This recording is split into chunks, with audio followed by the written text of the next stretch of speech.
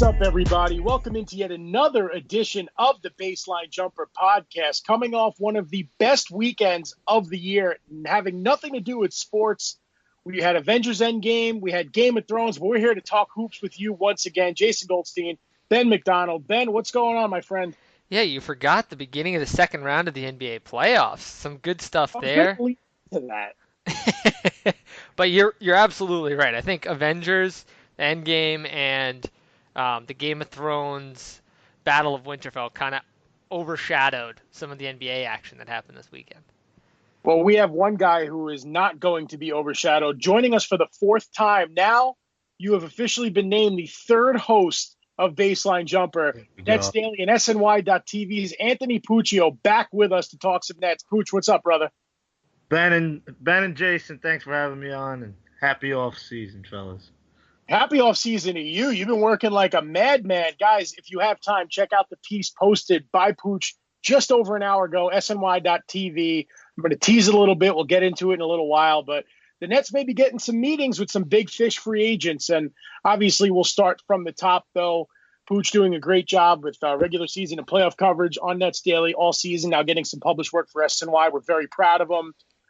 Pooch, let's just get your overall thoughts on Brooklyn's season. 42 wins, a 14-win improvement from last year, largest in the league. Playoffs, contract extensions for the coaching staff. I mean, your overall thoughts on the year for Brooklyn. I mean, they went above and beyond, Jason. And look, we talked about this in the first podcast, the preview podcast, and we were contemplating whether they'd win 31, 32 games. Now, you look at the journey that they went on to get to to get these 42 wins, 2 seasons after they finished with just 20. And you see 8-18, you see an injured Karis LeVert who was on pace for an all-star season, and then suddenly Jared Dudley has this players-only film session, and they win 7 straight. They win 20 out of the next 26, which is a franchise best since 2004 and 2005. And they close out the season 34-22, which is the same as the 76ers over a 56-game span.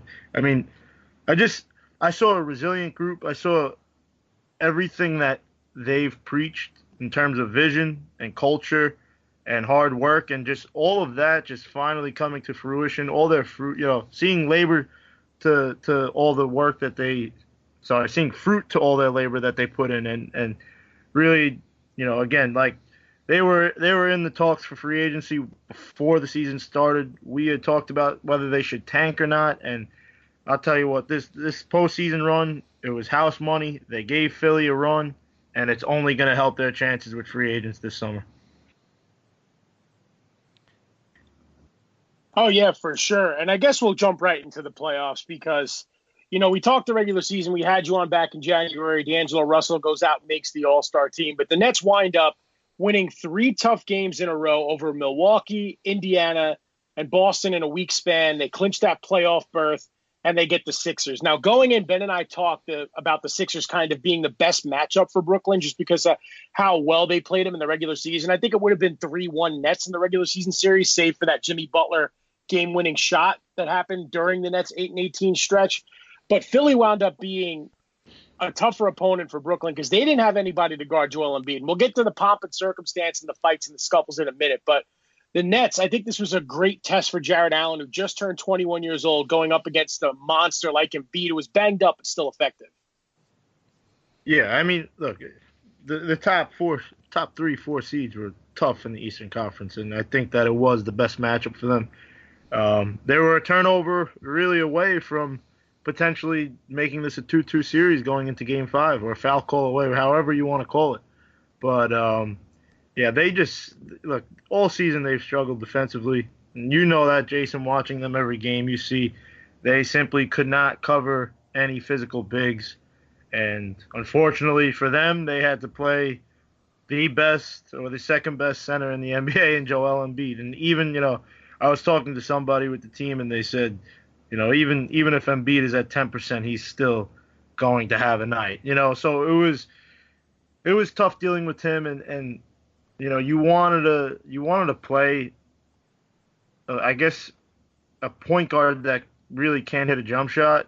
If you're the Nets, because they welcome those mid-range jump shots, they welcome drives and hopefully guys bombarding the paint. But Ben Simmons basically got whatever he wanted. It doesn't help that he basically locked down D'Angelo Russell for most of the series and had Jared Dudley covering him the whole series. So I mean, this is you can't discredit Philadelphia. They have a team that's in win now mode where the Nets are looking more towards the future. They weren't supposed to be here, and at the very least, they made a gritty series of it, And like I said, it easily could have been 2-2 going into Game 5.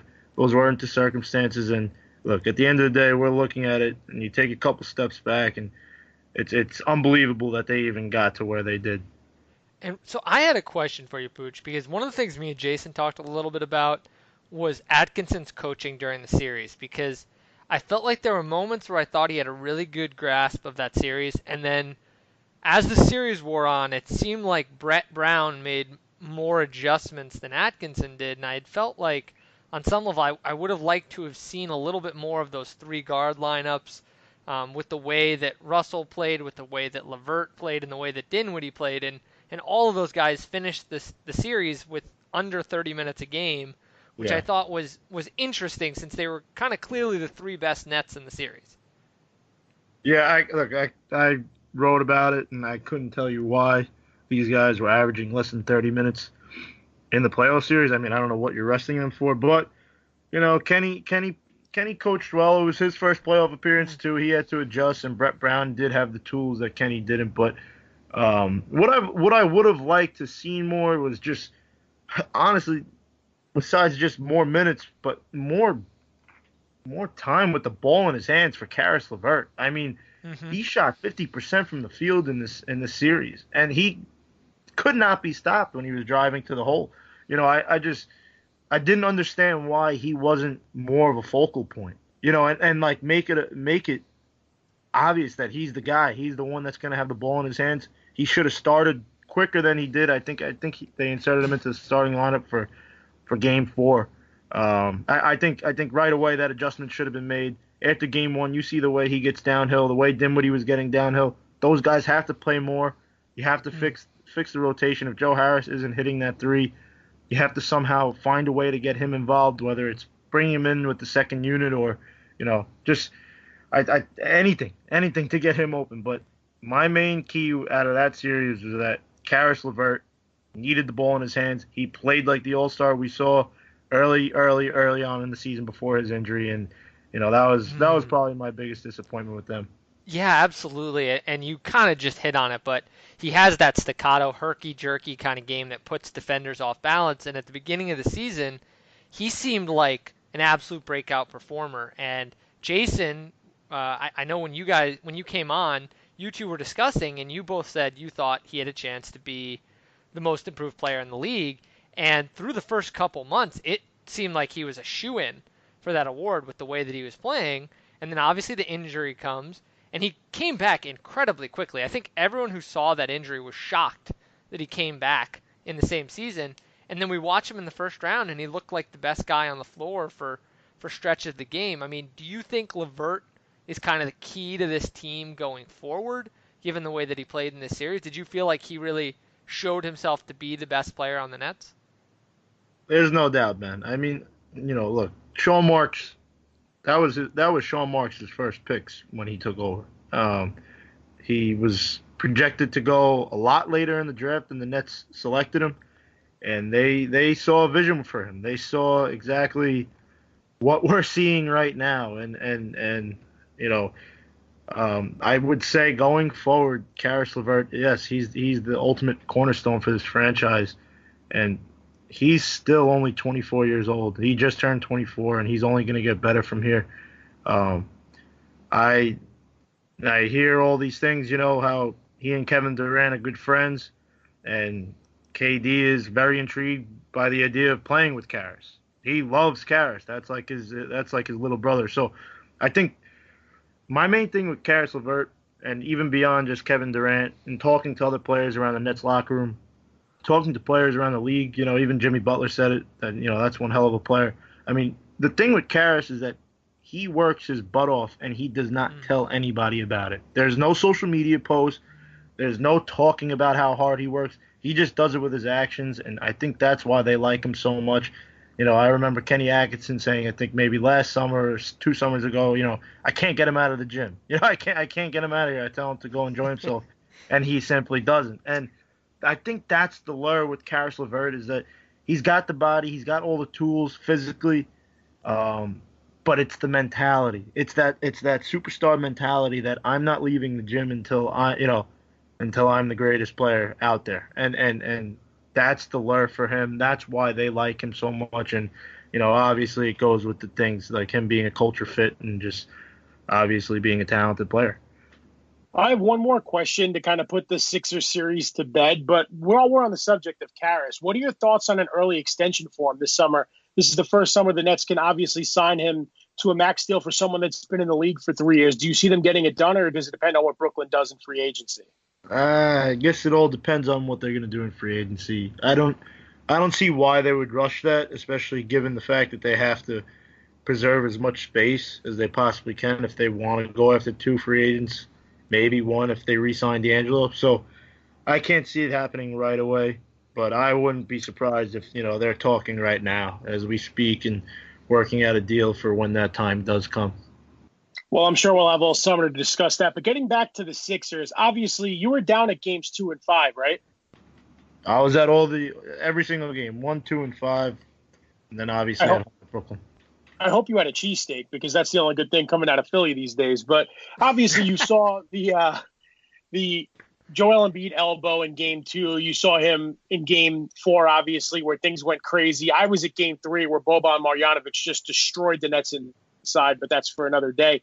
But obviously there was a lot of trash talking, Jared Dudley, Ben Simmons. A lot of this is old news as of now. But do you think the Nets and the Sixers are now a legit rivalry? Like, can you see a Christmas Day game in Brooklyn against the Sixers? Without a doubt. I mean, I was tweeting it. I was saying it. It's progress versus process. And it's you have 2 teams here with a very promising future.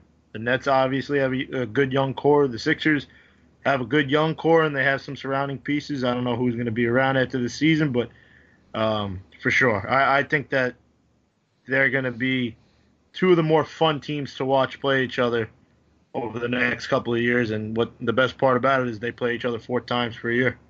Would you look at that? The Nets have a rival. Who thought it'd be the Sixers before the Knicks, man? That's crazy. Yeah, and I mean, watching it from someone who's not a Nets fan, it got pretty heated in there. And I mean, it seems like Ben Simmons is kind of taken over the Blake Griffin role of the guy everyone in the league seems to kind of dislike for some reason.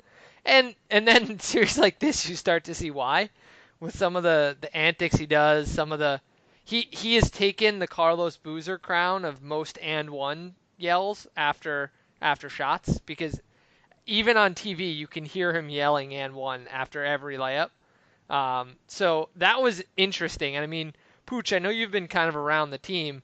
How did the team feel about? I feel like there's some mutual respect for a guy like Butler, and even to a degree for Embiid. It seemed like Simmons was the guy who kind of got under people's skin during the series. With the problem with Ben Simmons and even Embiid too, you could add him. It wasn't really just the elbow. It wasn't any of the dirty plays. It was that they laughed at that press conference. That's what got the Nets riled up. Like they weren't going around talking about it. They weren't, they kept that very low key. Jared Dudley sat out of game 3. I wonder if that was intentional so that it kind of comes, revenge served on a cold dish, right? When you least expect it. You wonder, game 4 comes around, Dudley saw his first opportunity when Embiid, with that dirty foul on Jared Allen, he came running down the court, storming in. It was his time. I think it was one of those things where they knew they couldn't do anything. They couldn't sacrifice losing anybody, but the second they saw a sign of disrespect, they were jumping into that fight. Yeah, and I think kind of going away from the fighting, I think Ed Davis spraining both of his ankles in games 1 and 2, games 1 and 3, that completely altered the Nets' chances. I mean, this series could have gone a different way had Ed Davis been healthy, or if one of those Embiid elbows was a flagrant 2. Now, it wasn't